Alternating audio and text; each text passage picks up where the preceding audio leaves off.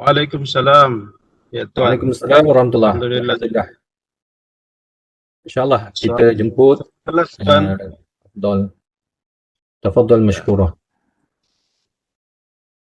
Terima kasih sahabat Al-Fadil Ustaz Ibrahim.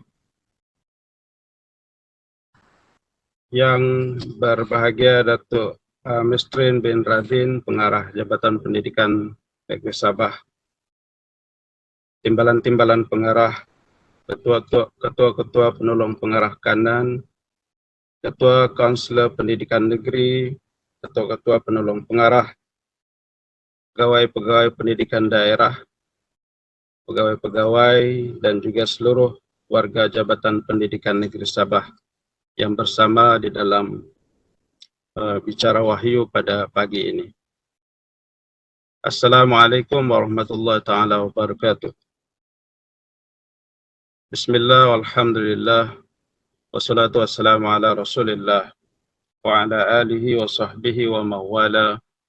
Allahumma hdini wa saddidni, Allahumma hdini wa saddidni, Allahumma hdini wa saddidni, amma ba'd. Pertama, marilah kita sama-sama rafa'kan rasa syukur kita pada Allah Subhanahu wa taala. Alhamdulillah di atas segala nikmat yang Allah Subhanahu wa taala beri kepada kita. Kita masih lagi diberikan nikmat kesehatan, keafiatan, walaupun dalam keadaan serba mencabar di masa ini, di ketika ini. Mudah-mudahan kita semua mengambil langkah untuk menyokong langkah-langkah pentadbiran yang dianjurkan oleh kerajaan. Mudah-mudahan kita semua terlindung dan juga terlepas daripada mudarat musibah COVID-19 yang membelenggu dunia di saat ini. InsyaAllah, mudah-mudahan. Kalau dulu-dulu orang kita selalu dengar di kampung kami ada yang menyebut Mai Kabun. Maksudnya Sumandat itu maksudnya berhijrah daripada satu kampung yang terpencil, kemudian dia berhijrah ke tempat-tempat tertentu. Contohnya yang paling banyak seperti orang di sebelah pergunungan Ranau sana, seperti di Sondoton, kemudian ada di Kampung Keranan. Mereka berhijrah. Ada yang berhijrah ke Tambunan, ada yang berhijrah ke Ningau, ke Suk, sampai ada yang juga berhijrah ke Papar. Dalam istilah bahasa tempatannya itu Sumandat. Ataupun itu dari segi bahasa lokalnya memberikan makna. Mereka juga sebenarnya menghayati prinsip yang sama, yaitu untuk ingin berubah mesti berpindah daripada keadaan yang daif kepada keadaan yang lebih selesa.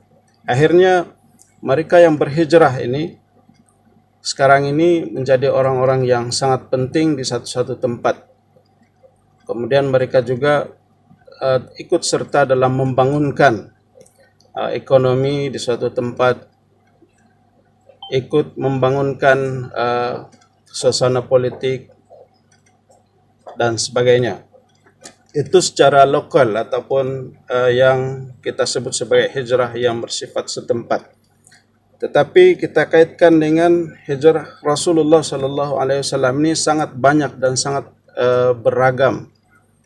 Dimensi hijrah itu sendiri yang boleh kita terjemahkan, kita boleh pelajari dan kita terjemahkan dalam kehidupan kita.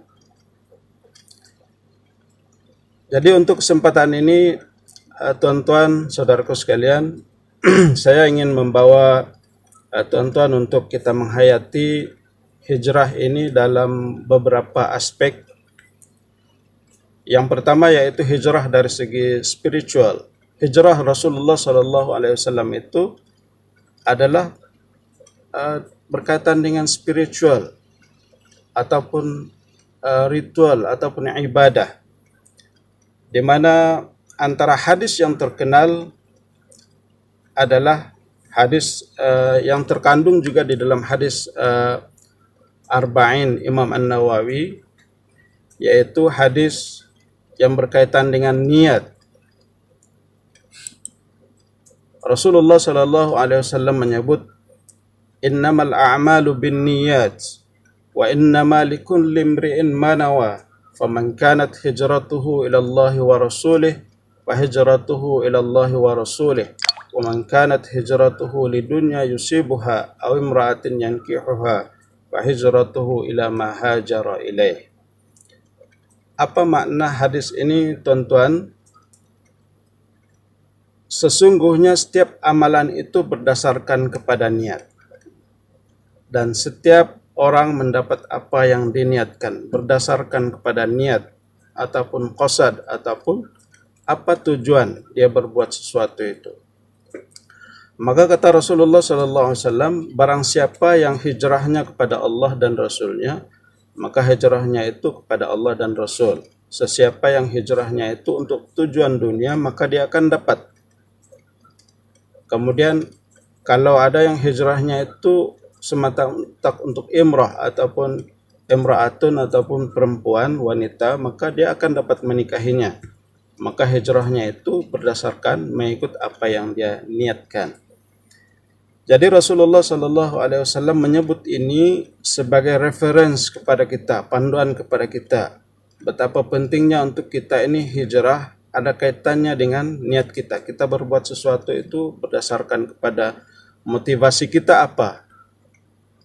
Kalau dalam agama kita Islam ini, setiap sesuatu itu kita laksanakan mesti dengan niat yang jelas.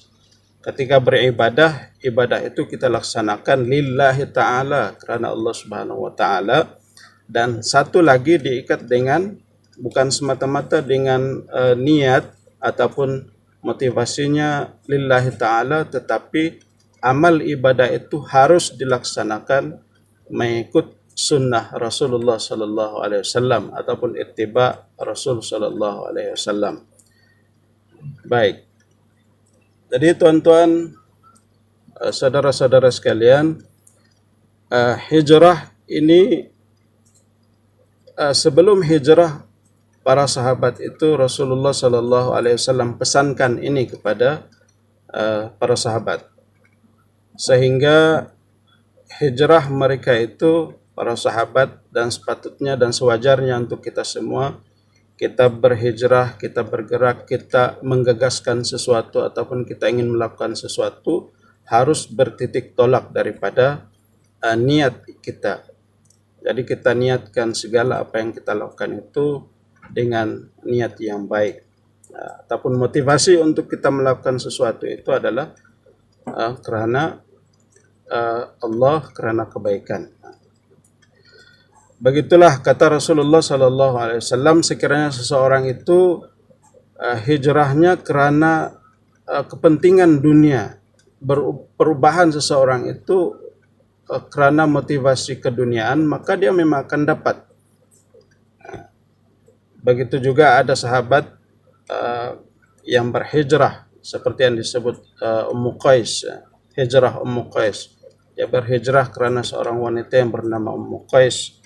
Kata Rasulullah, kalau itulah niatnya, dia akan pasti dapat menikahinya. Tetapi hijrahnya itu hanya semata-mata itu, dan barangkali hanya manfaatnya itu hanya kembali kepada dirinya sesuai dengan apa yang dia niatkan.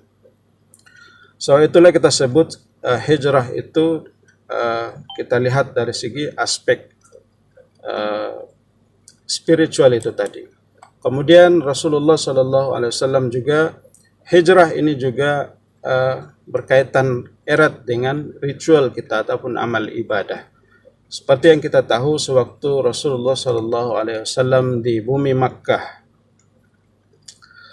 lebih banyak penekanannya dakwah Rasulullah SAW itu adalah berkaitan dengan keyakinan ataupun akidah.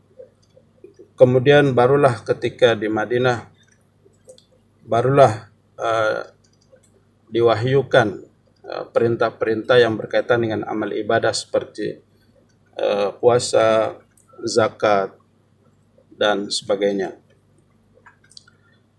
Sebab itu hijrah ini adalah momentum untuk penyempurnaan dari segi amal ibadah itu sendiri.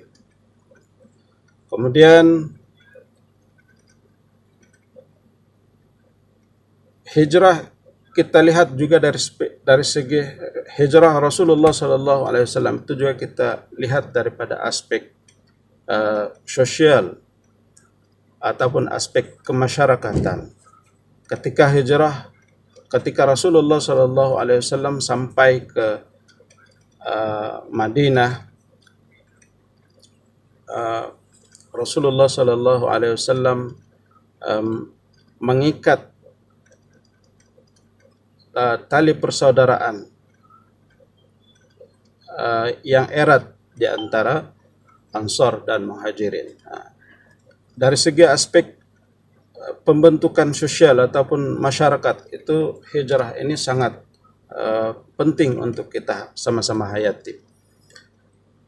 Hijrah Rasulullah Sallallahu Alaihi Wasallam mempersaudarakan di antara Muhajirin dan juga Ansar.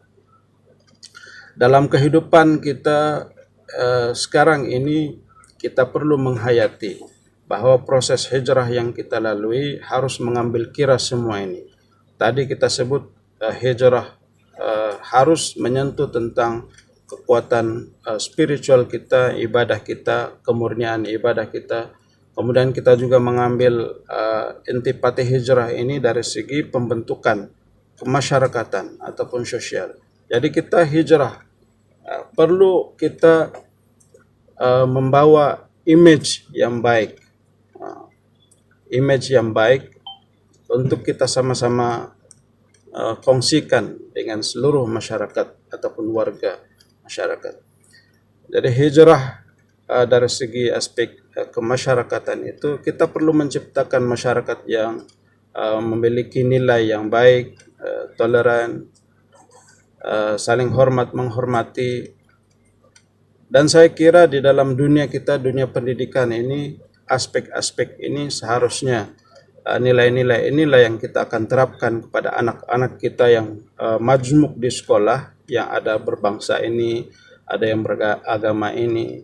Nilai-nilai itu yang harus kita terapkan.